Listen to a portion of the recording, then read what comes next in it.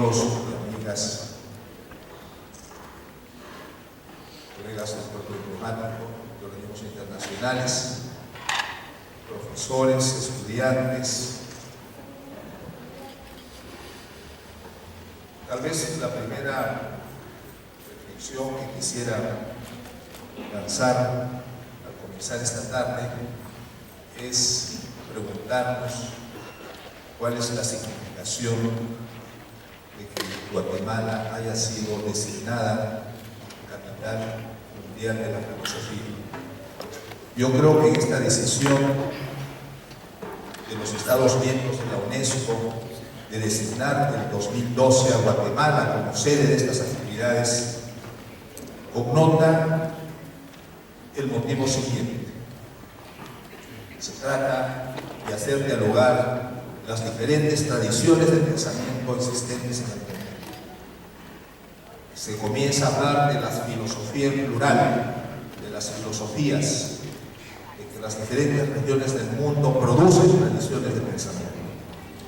Este año, esta declaratoria viene signado por ese objetivo. Yo creo que Guatemala es el lugar adecuado. Se trata de la recuperación de un pensamiento milenario en todo el continente y cómo insertar esta tradición de pensamiento antiguo, ancestral, sapiencial dentro del diálogo contemporáneo de las culturas y las civilizaciones. De modo que Guatemala está ahora en las primeras páginas de las web, en particular de la UNESCO en París, y en todos los lugares del mundo hay manifestaciones: en Madrid, en París, en Moscú, en Santiago, en México, en Rabat. Hay una profusión de actos, pero el acto central es aquí. Y eso para nosotros reviste una gran importancia. De modo que podemos decir que Guatemala en este momento tiene el más alto índice de filósofos por kilómetro cuadrado, que no solamente han venido una veintena de reconocidos intelectuales, sino que hemos arrancado con un congreso donde se han inscrito 370 personas, cosa que me ha llamado poderosamente la atención, porque uno va a estos congresos y se inscriben 80, 100, 120, pero 360 es casi una cantidad inusitada. Ya ha habido presentaciones, hemos accedido a escuchar ponencias de compañeros hondureños, salvadoreños, nicaragüenses, costarriqueños, panameños, colombianos, peruanos, españoles, mexicanos, franceses, de modo que pues tenemos aquí un conglomerado de gente trabajando por estos temas. Ahora, es importante también en la actual circunstancia, Guatemala, un país vulnerable a los desastres naturales, un país que es una encrucijada, pensar Guatemala es un desafío. Yo creo que escoger como sede de las actividades, de los congresos a Guatemala, también es para nosotros un desafío. Ya han comenzado a aflorar algunos planteamientos, algunas tesis de la incorporación, por ejemplo, del pensamiento maya dentro de la currícula de las universidades, que haya maestrías, doctorados en pensamiento latinoamericano. Tal vez esa tradición que hace 50 años inició León Portilla cuando comenzó a estudiar todo el pensamiento de los nahuatlacos, el pensamiento náhuatl, la literatura, esa filosofía. Y yo creo que para marcar esa línea hemos por eso invitado de manera muy especial al maestro Enrique Dusso y hemos presentado durante el Congreso un libro colectivo en el que se han movilizado un centenar de investigadores y pensadores, donde se hace un primer balance de la producción de América Latina, pero no de 1492 a nuestros días, sino arrancando de más atrás. Por eso comienza de 1300 escritos. Son 7 siglos de pensamiento. Yo creo que el haber atravesado esa fecha fatídica nos permite un nuevo horizonte de trabajo, recuperar eso que estaba olvidado, ignorado. Y el Maktoum nos da esa posibilidad. Como así la vieja civilización al principio de la era cristiana tiene unos cálculos astronómicos en el tiempo exactos. Cada Maktoum de 5.125 años, cada Qantum de 20 años. Eso es tradición sacrificial, eso es ciencia. Etnociencia llaman algunos, pero eso es ciencia. Entonces, estamos recuperando ese pasado, pero para proyectarlo hacia el futuro. ¿Cómo insertarnos con este bagaje antiguo, ancestral, noble, poderoso, dentro del menú de las producciones de pensamiento del mundo? Ahora que la tradición hindú aparece fuerte, ¿no es cierto? Que el pensamiento chino, Confucius, Mencius, Alfei, Lipo, comienzan a circular. La nueva potencia viene con sus categorías, con su visión del mundo, con su visión del movimiento, de la ciencia y del desarrollo. Pues en este momento que hay esta floración de corrientes de pensamiento, nosotros recuperamos el pasado y vamos hacia adelante con todas estas contribuciones que se han hecho ya en estos días y que hemos hecho a lo largo de todo el año. Porque esto no ha sido esta semana, ha habido un trabajo intenso en Guatemala, ha habido talleres para repensar la educación, se ha creado una mesa de diálogo intercultural e interreligioso que no existía. Y ahí están líderes religiosos mayas, están también imanes musulmanes, están rabinos, están budistas, de modo que hemos trabajado durante este año todos esos aspectos. Hemos promovido también el pensamiento entre las nuevas generaciones, hemos hecho concursos para adolescentes y jóvenes que escriban ensayo, el gran desafío de escribir, de modo que hemos abonado todo esto a lo largo del año y llegamos hoy a este día central. Les doy así la cordial bienvenida y vamos a ser testigos hoy día de un debate que yo considero excepcional, en la que vamos a reflexionar, pensar juntos, como dice el mandato y la convocatoria, pensar juntos un mundo durable para todos. Entonces, muy buenas tardes y adelante con nuestro ejercicio colectivo de pensamiento. Gracias.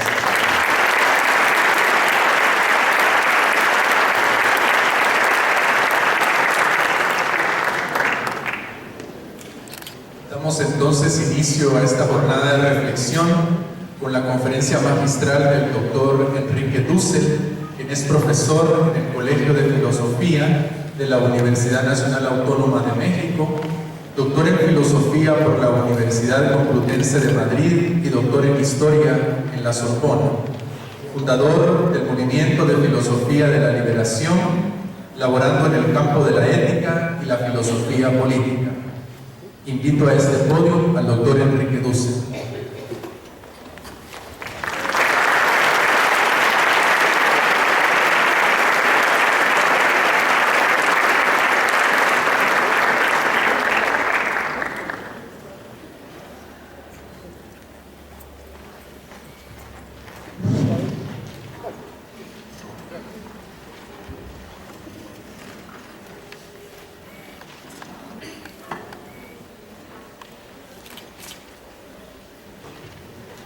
Agradezco mucho esta invitación a mi amigo de muchos años, Edgar Montiel, de la UNESCO. Y debo decir que el año pasado me tocó en París participar en la celebración del Día de la Filosofía en la sede central de la UNESCO, hablando de estos temas. Pero hoy querría continuar un tema que hace 3 años en el Congreso Mundial de Filosofía, en un panel a todo el Congreso, que fue sobre la historia de la filosofía filosofía en Corea, en Seúl, comencé a plantear y hoy querría dar un paso más allá. El tema lo querría enunciar de la siguiente manera. Debo decir que tengo solo 30 cortos minutos, así que van a ser algo así como 15 cortos tesis que expondré en algo de 2 minutos cada uno. Repensando una descripción de la filosofía con validez universal. Porque justamente el doctor Edgar Montiel dijo las filosofías. Y hoy querría extender en esta descripción la filosofía a ciertos ámbitos que quizás antes no hubiera yo mismo sospechado. En primer lugar, decir uno, en general los filósofos hablan de que la filosofía, tal como la practicamos, es el paso del mito al logos. Mitos sería algo así como un relato de lo particular, de lo irracional, de lo simbólico en un sentido descriptivo, a lo racional, a lo universal, a lo lógico con precisión. Es esta tesis a la que me quiero oponer, mostrando que ambos términos han sido planteados unilateralmente. Segundo punto. Primero, el mito, decía mi maestro Paul Ricoeur en La Sorbona, es un relato racional en base a sí. Significa que da razones y la razón vale hasta que es refutada. Pero si no es refutada, sigue valiendo y es racional. Pero es en base a símbolos. Pero el símbolo no hay que pensar que sea irracional. El símbolo tiene muchos sentidos, es polisémico. Y por eso es que entender un símbolo significa filosóficamente un método específico. El primero que le puso un nombre moderno fue Schleiermacher y le llamó la hermenéutica. De tal manera que el filósofo puede tomar un texto poético, religioso, profano o el que fuera, si es simbólico, y si le ejerce el método racional hermenéutico, el resultado es un fruto filosófico, porque desentraña semánticamente el significado de ese símbolo. A veces los mitos tienen la ventaja de poder ser releídos en la historia, y por eso que las relecturas de los grandes mitos pueden también tener una historia. Justamente Paul Ricoeur, en el año 61, que me tocó ser su alumno ahí en la Sorbona, publicó un libro insigne que se llamaba La simbólica del mal, y analizó el mito de Prometeo, griego, y el mito adámico, judío, hebreo, semita, y hace una comparación entre estos dos grandes mitos, mostrando su racionalidad y su función fundadora de civilizaciones distintas.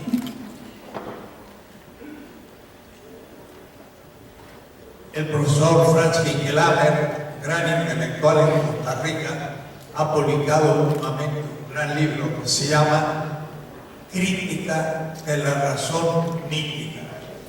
Y en él analiza las ciencias sobre todo sociales, la economía en particular, y muestra cómo la ciencia no deja de tener hoy, aún la más moderna, relación a ciertos mitos.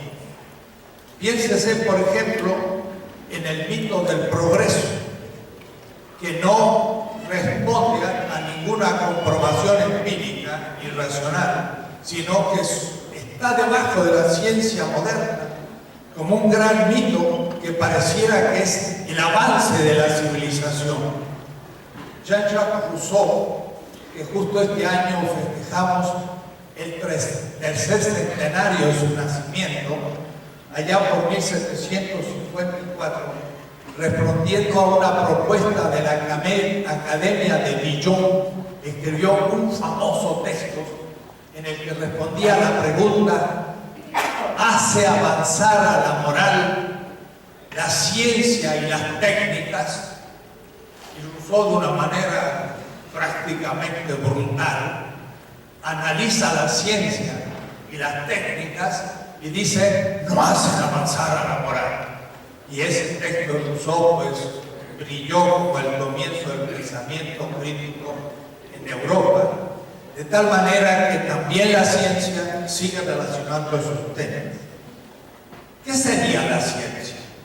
Por decirlo en dos palabras muy simples, es la pretensión de verdad explicativa a partir de teorías gracias a un método empírico. Ahora, ¿qué es la verdad? Sobre ello, pues los filósofos han discutido y sin embargo yo me gustaría avanzar una posición fuerte. Las cosas reales, esta botella, se actualizan en el cerebro, porque el cerebro con sus 15 billones de neuronas, no más que en el neocórtex, y el otro día le preguntaba a un neurólogo: ¿y cuántas neuronas tenemos en nuestro cerebro? 80.000 millones de neuronas. Y le preguntaba, dicen algunos que se conectan hasta 200.000 veces entre ellas, y dicen: sí, es un número aceptable. De tal manera que mi pequeño cerebro tiene 80.000 millones de cerebro a las 200.000. Puede decir que si pongo ese número doy casi vuelta a la Tierra poniendo números no muy grandes. Haría casi 40.000 kilómetros de distancia mi pequeño cerebro. Actualizar esta botella en mi cerebro, por supuesto, no es meterla dentro de mi cerebro, sino es construir. Y la construcción neuronal de esta cosa real, eso es la verdad. Y a tal punto que la veo a una distancia, alargo mi mano y efectivamente toco lo que mi cerebro ha construido en el cerebro y me permite manejar lo real. La ciencia se mueve a ese nivel de un conocimiento cierto en el sentido de explicación de las cosas reales para la sobrevivencia. Y tiene un valor inmenso y tiene límites inmensos. Porque la ciencia moderna, por ejemplo, ha descubierto muchísimo, pero no incluyó en el paquete de la ciencia los efectos negativos de lo que la ciencia descubría. Y ahora estamos descubriendo que la ciencia y tecnología está produciendo la extinción de la vida en la Tierra, y ahora se está dando cuenta, pero Bacon y Newton y Galileo no lo habían pensado. Quiere decir que avanzó la ciencia, pero no algo que es quizá tanto más importante que la ciencia. Es esto de lo que quiero hablar. Frege tiene un trabajo granológico que se llama Sinn und Bedeutung, sentido y significación. La significación es la verdad. Sé que esto es una botella y tiene un significado, la representación de mi cerebro. Pero sentido es otra cosa. Sentido, Sinn, en alemán, Sens, Sans, en fin, es una palabra del tipo. Para entender lo que significa el sentido, habría que preguntarle, por ejemplo, a otro autor, que no hablo de su compromiso político porque fue nefasto, pero a veces los que tienen compromisos nefastos pueden ser gente de gran inteligencia, como en el caso de Martin Heidegger. Entonces, Martin Heidegger, en Ser y Tiempo, dice habitamos un mundo, pero con el sentido del mundo de mi familia, el mundo de mi barrio, el mundo de la universidad, el mundo contemporáneo. El mundo no es la totalidad de la realidad, sino es la totalidad de mis experiencias. Si lo explicara neuronalmente, diría: la memoria que yo tengo de todas mis experiencias en mi cerebro, que algunas de esas han sido olvidadas, algunas experiencias, otras han sido evaluadas, hay más importancia a experiencias, pero la totalidad de ello me permite decir que esto es una botella y no una locomotora. Pero discernir entre esto y todo lo otro es que todo lo otro está presente y me permite descubrir esto que no es el resto. El mundo es esa totalidad de sentido, no solo de significado. ¿Qué quiere decir? Que sentido tiene un carácter relacional. Yo sé que esto es una botella, es un significado. Y además tiene sentido que esté aquí, porque está cerca, está hablando, y cuando su voz se vuelve pastosa por sequedad, como está pasando, pues toma un poco de agua. Pero si me ponen un litro de gasolina, no tiene sentido, porque si lo tomara como error, pues terminaba mi conferencia rápidamente.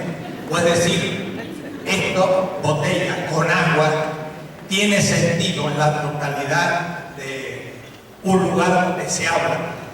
Quiere decir que el significado es semánticamente lo que descubro para manejarla, pero el sentido significa que ocupa el lugar adecuado dentro de un mundo, es lo relacional a la totalidad.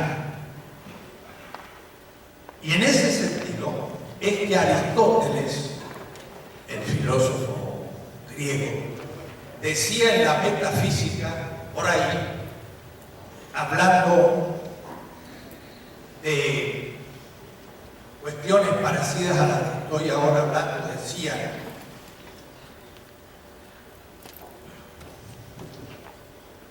por ello las comunidades de sabios que se admiran ante lo real, el que no haya explicación y reconoce su ignorancia, es el que ama el mito,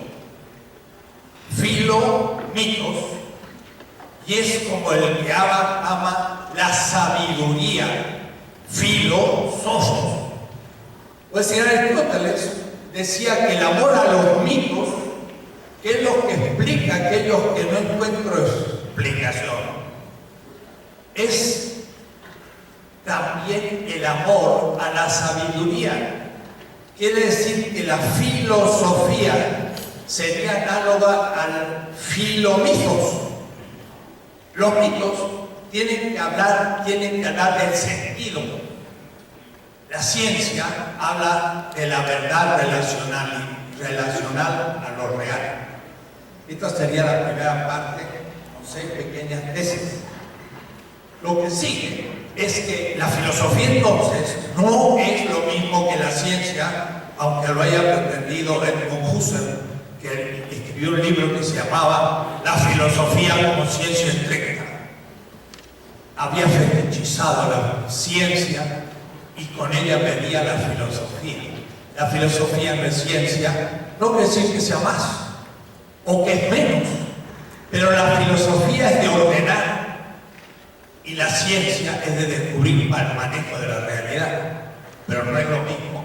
Quiero explicar la diferencia para llegar a nuestra realidad latinoamericana y a nuestro mundo maya, aunque sea como pequeña conclusión al final. Husserl pensó, igual que muchos, que la filosofía empezó en Grecia y que los otros pueblos no tenían filosofía. Es un error histórico que muestra gran ignorancia eurocéntrica. Heródoto, Platón y Aristóteles decían: nuestra filosofía es egipcia. Y 3000 años antes, exactamente 2700 años antes de Aristóteles, hay textos en Memphis que se llaman la filosofía de Menfis, en Egipto. Y ahí pues ya se tiene toda una visión antropológica, política y demás, que no tengo tiempo de explicar, de cual los griegos ciertamente fueron sucesores. Dicen los griegos que el primer filósofo era Tales de Mileto, y dicen, sin darse cuenta, de familia egipcia, o es decir, fenicia, o es decir que en realidad lo que pensaba Tales venía de Fenicia, y efectivamente hasta la Odisea y todas las grandes travesías náuticas de los griegos eran pura imitación de textos fenicios de 2000 y 3000 años antes en Filo, en Biblos, Sidón y hasta Cartago, del cual Aristóteles, cuando tiene que hablar de una gran ciudad en el Mediterráneo, no habla de Roma, que ni conocía Aristóteles, sino Cartago, que era una ciudad semita. Tenía unos textos de la India y de la China para demostrarles que mucho antes que el propio Aristóteles hay textos muy bellos que nos muestran que al menos estamos con los chinos e hindúes a nivel de los presocráticos y no podemos negar que son filosóficos, pero eso ya sería muy sabido, así que lo voy a pasar para atenerme al tiempo. Sin embargo, debo citar un texto de un amigo peruano. Tenemos aquí un colega peruano, y digo amigo porque es David Sobrevilla, que es un excelente filósofo de obras muy interesantes sobre el pensamiento peruano. Pero David dice lo siguiente: pensamos que existe un cierto consenso sobre que el hombre y la actividad filosófica surgieron en Grecia y no en el Oriente. En este sentido, Hegel y Heidegger parecen tener razón contra un pensador como Jasper, quien postulaba la existencia de tres grandes tradiciones filosóficas en China, la India y en Grecia. Pues realmente es un poco lamentable lo que dice mi colega, porque decir que en China y en India no hay filosofía, pues ya es un extremo exagerado, y en esto Jasper tiene realmente la razón. Pero aquí ni siquiera se está hablando la posibilidad de una filosofía en las grandes culturas americanas, como en Grecia, como en México, con los tlamatinimes, o con los incas, con los amazcas, lo cual parece aún descartado de la problemática, pero yo quiero hablar no solo de eso, sino de otros muchos pueblos. La pretensión, por otra parte, de universalidad, de la particularidad europea, moderna europea, cunde en gran parte del mundo, por supuesto, europeo, norteamericano, pero por desgracia entre nosotros. Hay muchos filósofos entre nosotros que dicen: no hay filosofía en América Latina, y no solo eso, la filosofía solo es griega y europea. Y entonces, si planteamos así las cosas, este Día Universal de la Filosofía sería solamente una celebración europea y la UNESCO no tendría sentido. No es que yo voy a dar por razón el que la UNESCO lo festeje, pero hoy quiero dar unas razones. Es verdad que desde el siglo XVI la cultura europea, sobre todo la economía europea, la política europea y el militarismo europeo construyó un mundo colonial. Y nosotros fuimos los primeros en ser invadidos, no descubiertos, allá en 1492. Y junto a esa dominación vino también nacimiento con capitalismo que fue colonial, impactó a todo el mundo árabe, al mundo bandú, y la China resistió hasta el fin del siglo XVIII y hasta comenzó la revolución industrial antes de Inglaterra, pero por fin cayó en la crisis. De tal manera que hubo un apagamiento, diríamos así, de las grandes filosofías tradicionales y quedó un poco solo la europea. Y es desde su desarrollo, quiero que se atienda, con la que se miden los otros pensamientos. Y eso es una mala manera de definir objetos. Levi-Strauss se pasó muchos años en Brasil con unas etnias tupinambas sumamente, entre comillas, simples, que no tenían gran desarrollo urbano, no tenían ni una aldea instrumentalmente, no tenían casi instrumentos. Sin embargo, Levi-Strauss escribió volúmenes y volúmenes sobre los mitos de los tupinambas, que usted no puede en un museo casi exponer nada, porque la lluvia, la humedad en el trópico no deja nada de los tupinambas, pero usted puede escribir volúmenes de mitos en los que se explican todos los momentos de la vida, el sentido del nacimiento, el sentido de la muerte, del casamiento, del universo, de la belleza, de todo. Puede decir, usted tiene una explicación de la vida cotidiana en todos sus momentos, y Levi-Strauss no solamente lo observó, sino que a partir de sus observaciones creó una escuela que se fue el estructuralismo. Yo le digo a los brasileños, a veces, miren, los tupinambas estaban a unos kilómetros de Sao Paulo y de Brasilia, y ningún brasileño se los puso a observar, y lo hizo a menos que un francés. Usted mira argumento eurocéntrico, pero de todas maneras es para mostrar la importancia. Lo que ordena con sentido, eso es la sabiduría. Y no es lo mismo conocer científicamente que saber. Y el saber es saber ordenar. De tal manera que un tupinamba puede usted usar. Y un ciudadano de Nueva York que usa su computadora, ni saber el sentido no solo de su existencia, sino de su matrimonio o aún de la actividad que está haciendo, porque nunca se lo puso a pensar. No es lo mismo el sentido que el conocimiento científico. Y lo que el hombre va perdiendo muchas veces, y la mujer, es el sentido de la existencia. Por eso entonces, que hubo muchos mundos, pero con diversos niveles de verdad, o si usted quiere, de desarrollo tecnológico y cultural. Me gustaría tener una posibilidad de representarlo para que se entendiera. Puede haber un grado civilizatorio de instrumentos muy pequeños y una explicación del sentido adecuado, de tal manera que es una vida humana. Y debo decir, estos pueblos nómades, algunos del Paleolítico, y Edgar Morin no pudo venir, pero él tiene volumen entero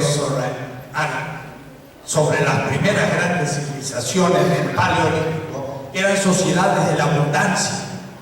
Trabajaban 4 o 5 horas y el resto del tiempo lo dedicaban para las celebraciones y para la memoria de sus hechos y para una vida humana enormemente desarrollada desde el punto de vista espiritual, cultural, estético, mientras que el hombre contemporáneo quizás, por las exigencias, a veces trabaja 12 horas, cae adornada en su cama y ni siquiera puede tener el tiempo que tenía la humanidad en el Paleolítico. Es decir, puede haber un desarrollo lento de la tecnología, pero un desarrollo semejante al nivel del saber, del sentido y de la celebración de la vida.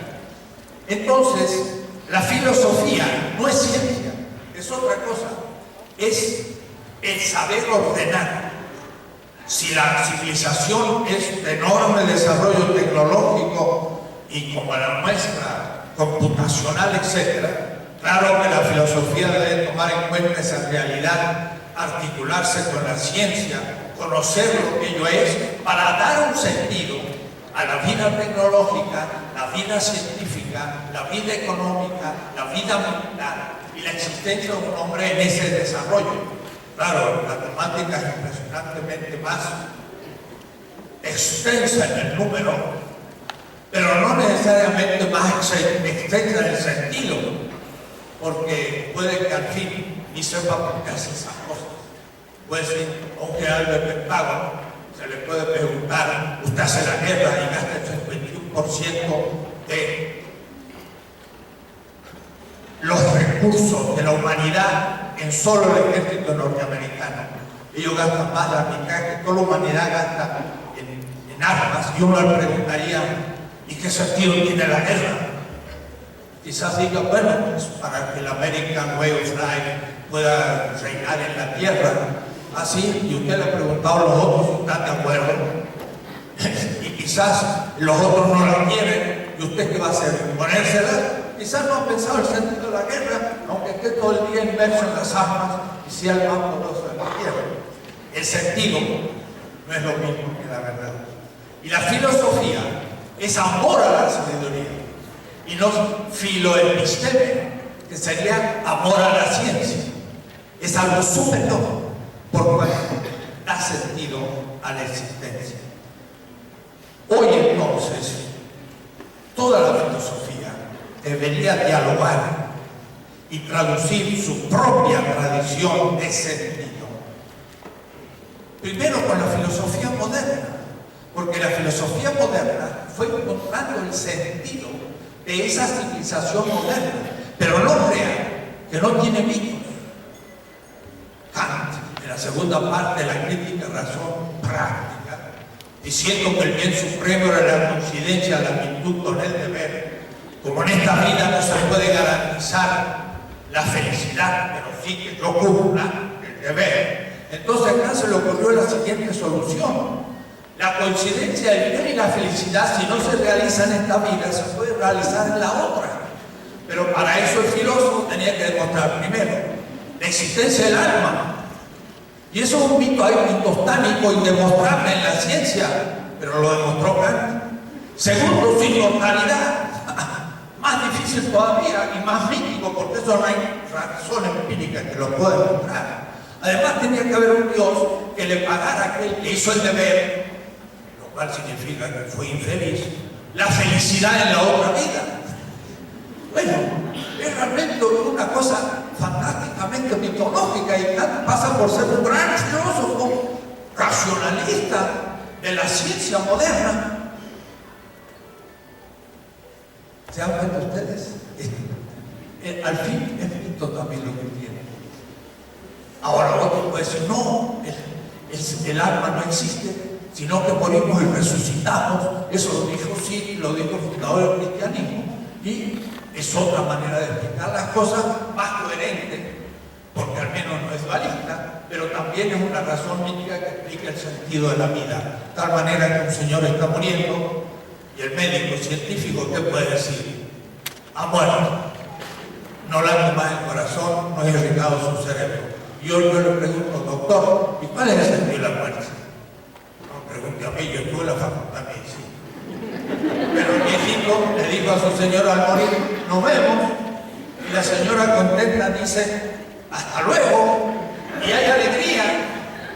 Mientras que el médico le dice, no señora, no cree usted en la resurrección, esos mitos se ponen todos tristes.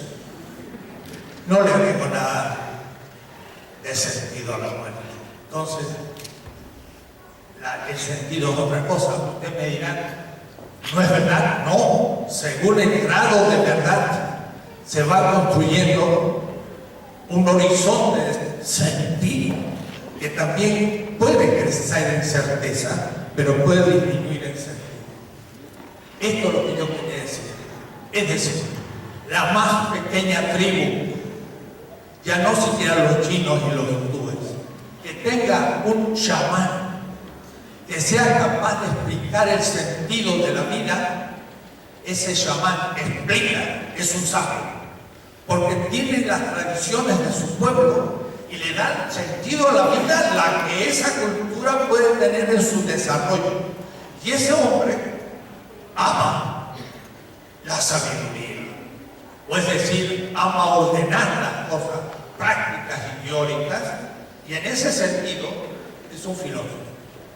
Entonces yo entendería la definición de filosofía no solo para Occidente, o los griegos, o los egipcios, o los chinos, o los hindúes, y a los tlamatines aztecas, que eran hombres ya de gran saber y había escuelas, o los amazcas, sino lo extendería hasta las pequeñas tribus de esquimales o de huarpes en la Tierra del Fuego, porque tenían sabios que explicaban la existencia. La filosofía, por eso, es la que organiza el saber humano y tiene un profundo sentido ético, político y existencial. Claro, más precisa, más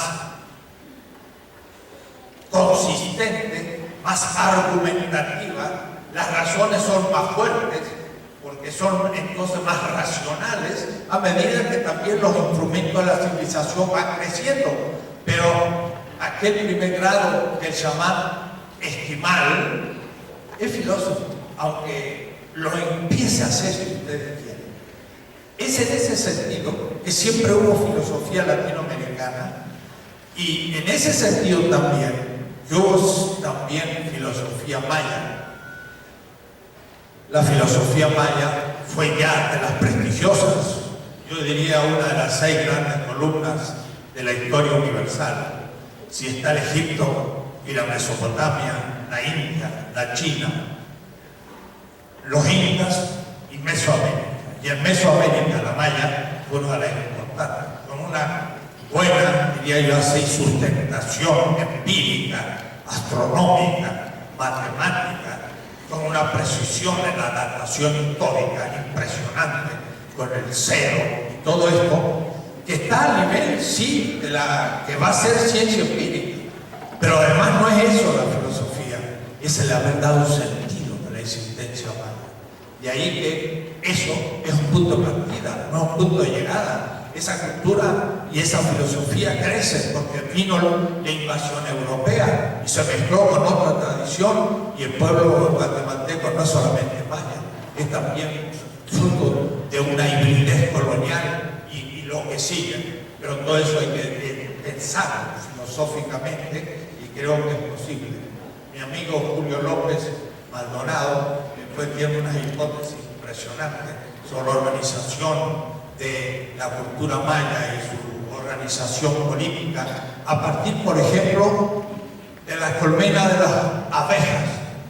Era una demostración. ¿Qué mejor en política que la perfección de la organización de las abejas? Ahí no hay justicia, tampoco hay libertad.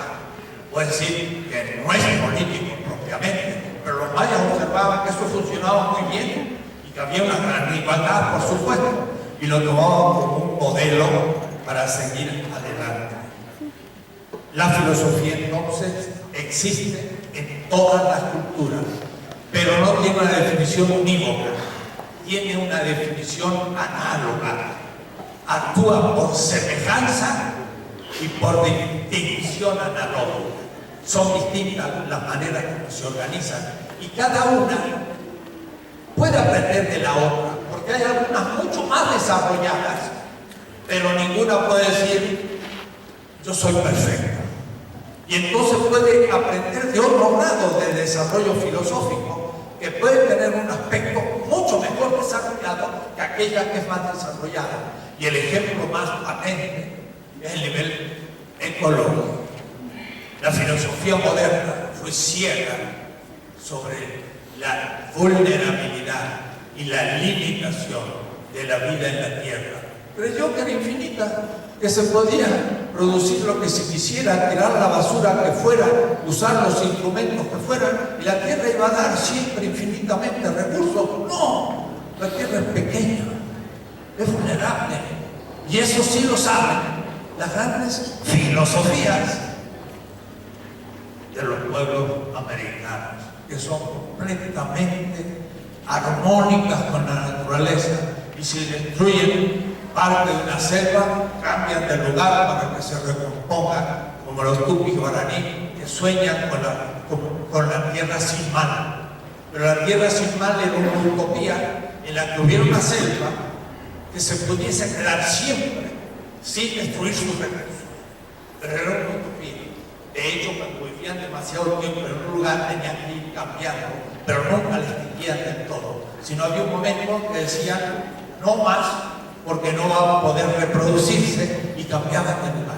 Tenían un sentido ecológico que el señor Bush, presidente del gran país del mundo, no tiene. Porque dijo, voy a producir una crisis económica firmando el Tratado de Kioto. No, es decir, prefiere que se extinga la vida en la tierra, que Estados Unidos no tenga una crisis económica. Pues un indígena maya le podría dar una lección de ecología al presidente del país más poderoso de la tierra.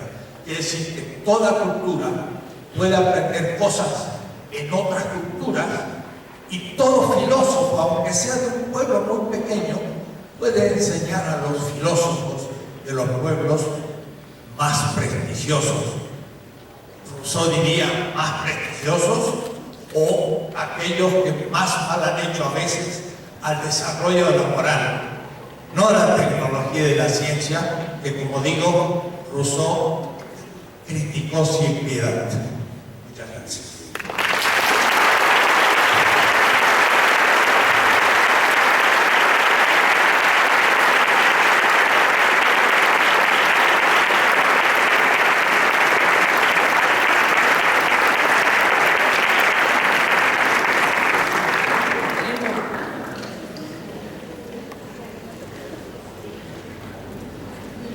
Quisiéramos invitar a los profesores que van a participar en el panel para que nos acompañen, por favor. Profesora Ana de Miguel, por favor, adelante. Profesor Serrano Caldera, profesor Manuel Salazar Zawick, profesor Hugo Villagini, profesor Edgar Montiel, por favor, acompáñenos acá a la mesa. Por favor, también, sí, por el profesor Rubén Quiroz, no lo había mencionado. Bienvenidos a todos. Quisiéramos, antes de iniciar con este panel, mencionar al esperado y extrañado filósofo Edgar Morán, con quien nos hicimos ilusión de que lo íbamos a poder escuchar, pero lamentablemente no se ha podido. Ustedes saben que el profesor Morán tiene ya más de 90 años de edad y en este momento pues estuvo delicado de salud, por lo que no pudo venir como se había previsto. Sin embargo, estuvimos en comunicación con él y él nos pidió que citáramos algunos fragmentos de su obra en este evento para estar presente, y así lo vamos a hacer entonces. Profesor Morán dice: ¿cómo podrían los ciudadanos del nuevo milenio pensar sus problemas y los problemas de su tiempo? Les hace falta comprender tanto la condición humana en el mundo como la condición del mundo humano, que a través de la historia moderna se ha vuelto la de la era planetaria. Hemos entrado en la era planetaria desde el siglo XVI y estamos desde finales del siglo XX en la fase de la mundialización. El problema planetario es un todo que se alimenta de ingredientes múltiples, conflictivos, de crisis. Los engloba, los aventaja y de regreso los alimenta. Lo que agrava la dificultad de conocer nuestro mundo es el modo de pensamiento que ha atrofiado en nosotros, en vez de desarrollarla, la aptitud de contextualizar y globalizar. Mientras que la exigencia de la era planetaria es pensar la globalidad, la relación todo y partes, su multidimensionalidad, su complejidad. Es lo que nos lleva a la reforma de pensamiento, necesaria para concebir el contexto, lo global, lo multidimensional, lo complejo. Esta complejidad, el bucle productivo destructivo de las acciones mutuas de las partes en el todo y del todo en las partes, la que presenta problemas. Necesitamos desde ahora concebir la insostenible complejidad del mundo en el sentido en que hay que considerar tanto la unidad como la diversidad del proceso planetario, sus complementariedades y también sus antagonismos. El planeta no es un sistema global, sino un torbellino en movimiento desprovisto de centro organizador. Este planeta necesita un pensamiento policéntrico capaz de apuntar a un universalismo no abstracto, sino consciente de la unidad, diversidad de la humana condición, un pensamiento policéntrico alimentado de las culturas del mundo. El doctor Morán hace énfasis en la necesidad de aprender a estar ahí en el planeta. Y aprender a estar ahí quiere decir aprender a vivir, a compartir, a comunicarse, a comulgar como humanos del planeta Tierra. No solamente ser de una cultura, sino también ser habitantes de la Tierra. Señala con precisión que debemos desarrollar 4 tipos de conciencia. La conciencia antropológica, que reconoce nuestra unidad en nuestra diversidad. La conciencia ecológica, es decir, la conciencia de habitar con todos los seres mortales una misma esfera viviente, la biosfera. La conciencia cívica terrenal, es decir, de la responsabilidad y de la solidaridad para los hijos de la tierra. La conciencia espiritual de la humana condición, que viene del ejercicio complejo del pensamiento y que nos permite a la vez criticarnos mutuamente, autocriticarnos y comprendernos entre sí. El compromiso con la humanidad planetaria, dice Edgar Morán, significa transformar la especie humana en verdadera humanidad, siendo este el objetivo fundamental y global de toda educación, aspirando no solo al progreso, sino a la supervivencia de la humanidad.